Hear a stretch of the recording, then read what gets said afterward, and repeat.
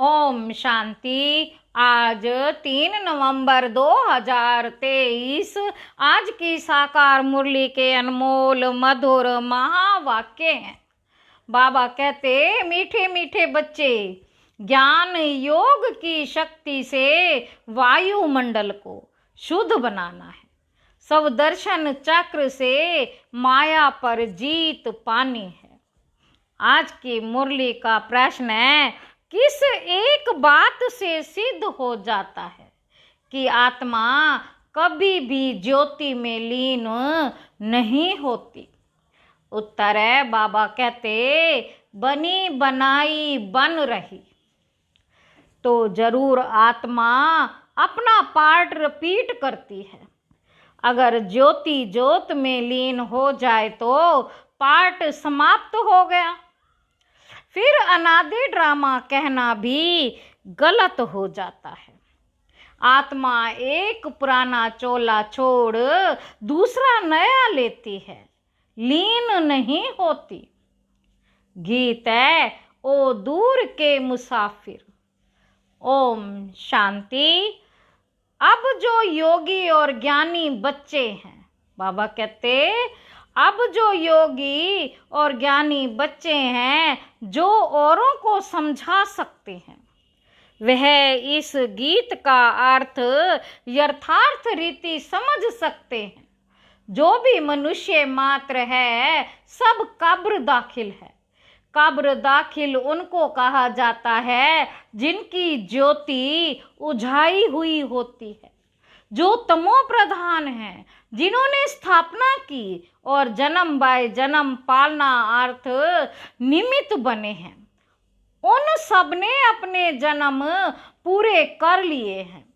आदि से लेकर अंत तक किस किस धर्म की स्थापना हुई, हिसाब निकाल सकते हैं। हद का जो नाटक होता है, उसमें भी मुख्य ड्रामा के क्रिएटर, डायरेक्टर, एक्टर जो होते हैं, उनका ही मान होता है। कितनी प्राइज मिलती हैं, जलवा दिखलाते हैं ना, तुम्हारा फिर है ज्ञान योग का जलवा। अब मनुष्यों को यह तो पता नहीं कि मौत सामने है। हम इस ड्रामा में कितने जन्म लेते हैं, कहाँ से आते हैं, डिटेल सभी जन्मों को तो हम तुम नहीं जान सकते। बाकी इस समय हमारा भविष्य के लिए पुरुषार्थ चल रहा है। देवता तो बनेंगे, देवता तो बनेंगे, परंतु किस पद को पाएंगे, उसके लिए पुरुषार्थ करना है। तुम जानते हो, इस लक्ष्मी नारायण ने 84 जन्म लिए। अब ये जरूर राजा रानी बनेंगे। फीचर्स भी जानते हैं, प्रैक्टिकल में साक्षात्कार कराते हैं, भक्ति मार्ग में भी साक्षात्कार होते हैं। वह तो जिसका ध्यान करते हैं उनका साक्षात्कार होता है। चित्र श्री कृष्ण का सांवरा देखा है, उसका ध्यान करेंगे तो ऐसा साक्षात्कार हो जाएगा। बाकी श्री कृष्ण ऐसा सांवरा है नहीं। बाबा कहते, श्री कृष्ण ऐसा सांवरा है नहीं। मनुष्यों को इन बातों का ज्ञान तो कुछ भी रहता नहीं। अभी तुम प्रैक्टिकल में हो, सूक्ष्म वतन में भी देखते हो, वैकुंठ में भी देखते हो। आत्मा और परमात्मा का ज्ञान है। बाबा कहते, आत्मा का भी साक्षात्कार होता है। यहाँ तुम जो साक्षात्कार करते हो, उसकी तुम्हारे पास नॉलेज है, उसके तुम्हारे पास नॉलेज है। बाहर वालों को भला आत्मा का साक्षात्कार होता है, परंतु नॉलेज नहीं है। वह तो आत्मा से परमात्मा कह देते हैं। बाबा कहते, आत्मा स्टार तो बराबर है ही। यह तो बहुत दिखाई पड़ते हैं। जितने मनुष्य हैं उतनी आत्माएं हैं। मनुष्यों के शरीर इन आंखों से देखने में आते हैं। आत्मा को दिव्य दृष्टि द्वारा देखा जा सकता है। मनुष्य के रंग रूप भिन्न भिन्न हैं, आत्माएं भिन्न भिन्न नहीं, सब एक जैसी ही हैं। सिर्फ पार्ट हर आत्मा का भिन्न भिन्न है। जैसे मनुष्य छोटे बड़े होते हैं, वैसे आत्मा छोटी बड़ी नहीं होती। आत्मा छोटी बड़ी नहीं होती, आत्मा की साइज एक ही है। अगर आत्मा ज्योति में लीन हो जाए तो पार्ट रिपीट कैसे करेगी? गायब ही जाता है, बनी बनाई बन रही। यह अनादि वर्ड ड्रामा चक्र लगाता रहता है। यह तुम बच्चे जानते हो। मच्छरों सदृश आत्माएं वापस जाती हैं। मच्छरों को तो इन आंखों से देखा जा सकता है, आत्मा को दिव्य दृष्टि बिना देख नहीं सकते। सतयुग में तो आत्मा के साक्षात्कार की दरकार ही नहीं रहती। समझते हैं कि हम आत्मा को एक पुराना शरीर छोड़ दूसरा नया लेना है। परमात्मा को तो जानते ही नहीं। अगर परमात्मा को जानते तो सृष्टि चक्र को भी जानना चाहिए। बाबा कहते अगर परमात्मा को जानते हो तो सृष्टि चक्र को भी जानना चाहिए। तो गीत में कहते हैं हमको भी साथ ले चलो, पिछाड़ी में बहुत पछताते हैं, सबको निमंत्रण मिलता, कितनी युक्तियां बन रही हैं निमंत्रण देने की। पीस पीस तो सब कहते हैं, लेकिन पीस का अर्थ कोई भी समझते ही नहीं। पीस कैसे होती है वह तुम जानते हो। जैसे धानी में सरसों पीस जाती है, वैसे सबके शरीर विनाश में खत्म हो जाते हैं। आत्माएं नहीं पिसेंगी, वह तो चली जाएंगी। ऐसे लिखा हुआ भी है कि आत्माएं मच्छरों से दृश्य भागती हैं। ऐसे तो नहीं सब परमात्माएं भागेंगे। मनुष्य कुछ भी समझते नहीं। आत्मा और परमात्मा में क्या भेद है? आत्मा और परमात्मा में क्या भेद है यह भी नहीं जानते। कहते हैं हम सब भाई भाई हैं, तो भाई भाई होकर रहना चाहिए। उनको ये पता ही नहीं कि सतयुग में भाई भाई अथवा भाई बहन सब आपस में खीर खंड होकर चलते हैं। वहाँ लून पानी की बात ही नहीं है। यहाँ देखो अभी अभी खीर खंड है, अभी अभी लून पानी हो जाते हैं। एक तरफ कहते हैं चीनी हिंदू भाई भाई, फिर उनका बुत बनाकर आग लगाते रहते हैं। जिस्मानी भाई भाई की ये हालत देखो। रूहानी संबंध को तो जानते नहीं, तुमको बाप समझाते हैं। अपने को आत्मा समझना है, देह अभिमान में फंसना नहीं। बाबा कहते अपने को आत्मा समझना है, देह अभिमान में फंसना नहीं है। समझाना है। कोई कोई देह अभिमान में फंस पड़ते हैं। बाप कहते देह सहित देह के जो भी संबंध है सबको छोड़ना है। ये मकान आदि सब भूलो, वास्तव में तुम परम धाम निवासी हो। अभी अभी फिर वहाँ चलना है जहाँ से पाठ बजाने आए हैं। फिर हम तुमको सुख में भेज देंगे। तो बाप कहते हैं लायक बनना है। गॉड किंगडम स्थापन कर रहे हैं। क्राइस्ट की कोई किंगडम नहीं थी। वह तो बाद में जब लाखों क्रिश्चियन बने होंगे तब अपनी किंगडम बनाई होगी। यहाँ तो फट से सतयुगी रजाई बन जाती है। कितनी सहज बात है। बरोबर भगवान ने आकर स्थापना की है। श्री कृष्ण का नाम डालने से सारा घोटाला कर दिया है। गीता में है प्राचीन राजयोग और ज्ञान, वह तो प्राय लोप हो जाता है। वह तो प्राय लोप हो जाता है। अंग्रेजी अक्षर अच्छे हैं, तुम कहेंगे बाबा अंग्रेजी नहीं जानते। बाबा कहते मैं कहाँ तक सब भाषाएं बैठ बोलूँगा, मुख्य है ही हिंदी। मुख्य भाषा है ही हिंदी। तो मैं हिंदी में ही मुरली चलाता हूँ। जिसका शरीर धारण किया है वह भी हिंदी ही जानता है। तो जो हिंदी जानते हैं तो जो उनकी भाषा है वही मैं भी बोलता हूँ, और कोई भाषा में थोड़े ही पढ़ाऊँगा। मैं फ्रेंच बोलूँ तो ये कैसे समझेगा? मुख्य तो इनकी ब्रह्मा की बात है। मुख्य तो ब्रह्मा बाबा की बात है। इनको तो पहले समझना है ना, दूसरे कोई का शरीर थोड़े ही लेंगे। गीत में भी कहते हैं मुझे ले चलो, क्योंकि बाप और बाप के घर की तो किसी को पता ही नहीं, गोपाड़ा मारते रहते हैं। अनेक मनुष्यों की अनेक मतें, इसलिए सूत मूंझा हुआ है। बाप देखो कैसे बैठे हुए हैं। ये चरण किसके हैं? शिव बाबा के।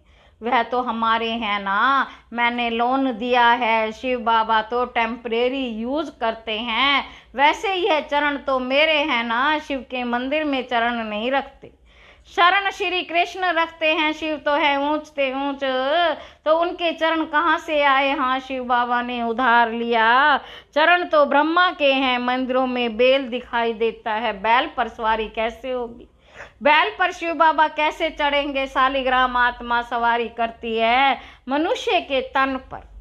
बाप कहते हैं, मैं जो तुमको ज्ञान सुनाता हूँ वह प्राय लोप हो गया है। आटे में नमक मिसल रह गया है, उसको कोई भी समझ नहीं सकते। मैं ही आकर उसका सार समझाता हूँ। मैंने ही श्रीमत देकर सृष्टि का चक्र राज समझाया था। उन्होंने फिर देवताओं को सुदर्शन चक्र दिखा दिया। उनके पास तो ज्ञान है नहीं। ये है सारी ज्ञान की बातें। आत्मा को सृष्टि चक्र की नॉलेज मिलती है, जिससे माया का सिर काटा जाता है। उन्होंने फिर सुदर्शन चक्र असुरों के पिछाड़ी फेंकते हुए दिखाया। इस सुदर्शन चक्र से तुम माया पर जीत पाते हो। कहाँ की बात कहाँ ले गए हैं। तुम्हारे में भी कोई विरले यह बातें धारण कर और समझा सकते हैं। नॉलेज है ऊंची, उसमें समय लगता है। पिछाड़ी में तुम्हारे में ज्ञान और योग की शक्ति रहती है। ये ड्रामा में नूंद है। उन्हों की बुद्धि भी नरम होती जाती है। तुम वायुमंडल को शुद्ध करते हो। कितना ये गुप्त ज्ञान है। बाबा कहते, लिखा हुआ है। अजामिल जैसे पापियों का उद्धार किया, परंतु उसका अर्थ भी नहीं समझते। वह समझते हैं कि ज्योति ज्योत में समा गया, सागर में लीन हो गया। 5 पांडव हिमालय में गल गए, प्रलय हो गई। एक तरफ दिखाते हुए राजयोग सीखे, फिर प्रलय दिखा दी, फिर दिखाते श्री कृष्ण अंगूठा चूसता हुआ पीपल के पत्ते पर आया। उसका भी अर्थ नहीं समझते। वह तो गर्भ महल में था, अंगूठा तो बच्चे चूसते हैं। कहाँ की बात कहाँ लगा दी। मनुष्य तो जो सुनते वही सत्य सत्य कहते रहते। बाबा कहते, सत्य को कोई जानते नहीं, झूठ उनको कहा नहीं जाता। झूठ उनको कहा जाता है जो चीज होती ही है नहीं। जैसे कहते हैं परमात्मा का नाम रूप है ही नहीं, परंतु उनकी तो पूजा करते रहते हैं। तो परमात्मा है अति सूक्ष्म, उन जैसी सूक्ष्म चीज कोई है नहीं, एकदम बिंदी है। सूक्ष्म होने के कारण ही कोई जानते नहीं। भला आकाश को भी सूक्ष्म कहा जाता है, परंतु वह तो पोलार है। वह तो पोलार है। 5 तत्व हैं, 5 तत्वों के शरीर में आकर प्रवेश करते हैं। वह कितनी सूक्ष्म चीज है, एकदम बिंदी है। स्टार कितना छोटा है, यहाँ परमात्मा स्टार बाजू में आकर बैठे हैं, तब तो बोल सके। कितनी सूक्ष्म बातें हैं, मोटी बुद्धि वाले तो जरा भी समझ ना सकें। बाप कितनी अच्छी अच्छी बातें समझाते। ड्रामा अनुसार जो कल्प पहले पार्ट बजाया है वही बजाते हैं।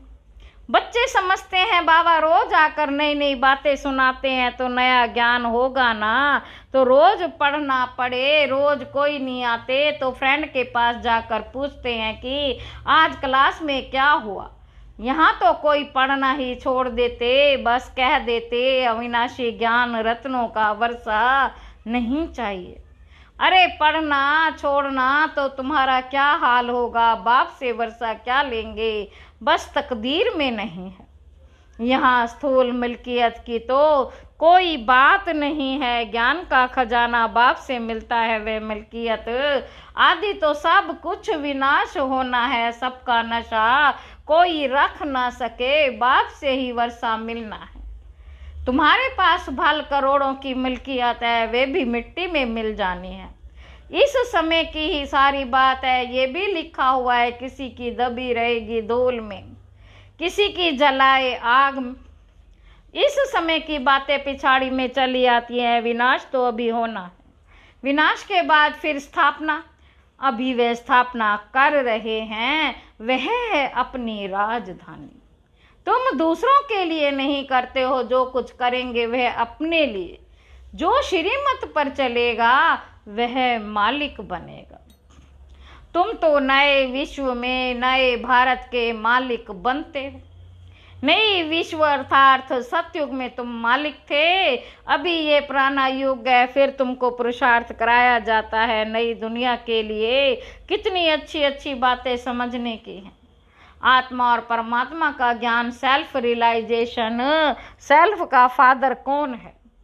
बाप कहते मैं आता हूँ तुम आत्माओं को सिखलाने। अब फादर को रियलाइज किया है फादर द्वारा।